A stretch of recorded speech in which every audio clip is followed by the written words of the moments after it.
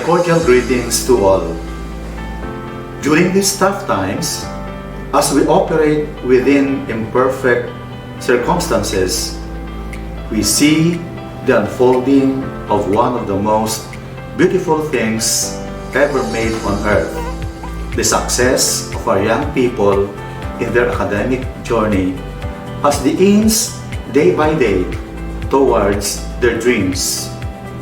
To our dear learners, without a doubt, during these trying times, the struggles have been real and the challenges almost insurmountable.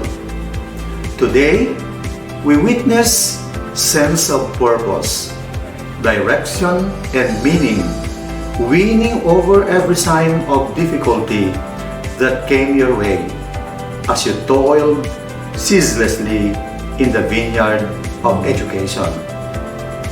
Our theme this year, strengthening the quality of education amid the COVID-19 pandemic, in a huge way recognizes our strength as people who cannot be floored by even the strongest of challenges. In fact, we have proven that together, working for a common vision, we are an armada of strong-willed individuals who cannot be swayed and discouraged by tribulations. Thanks for the deep sense of motivation that makes half the job accomplished. We have also shown that innovative minds always rule the day, and that makes us prepared to confront each challenge that will beset us. The years do not promise an easy journey, and with the threat of the pandemic still lurking around, the going will get tough, and the tough must keep going. And the spirit cannot be broken and will surely prevail. It is an irrefragable fact that despite our cling to varied ways of life, we have shown how united we can be in advancing the common agenda in education.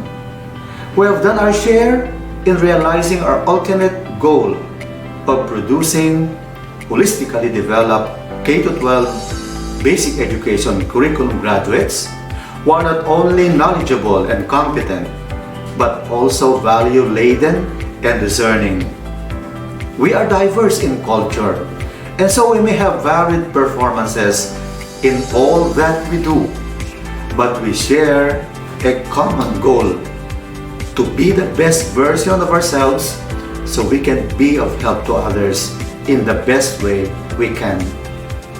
Our sense of shared destiny has allowed us to bend without breaking, to attune our actions and efforts to the agenda of national leadership.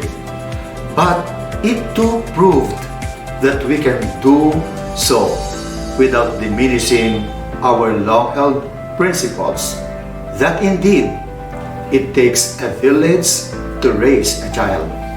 Each one of us, no matter how diverse, is a strand in the colorful fabric of human civilization. This is the value that we want you, our dear graduates, to embrace and be proud of. Our sense of identity, either on a regional or national landscape, must remain an important consideration in achieving our goals and compromising it to favor new thoughts and ways of thinking must never be an option. We must continue to prove the world that even in the face of a dreaded pandemic, quality education can have its way through.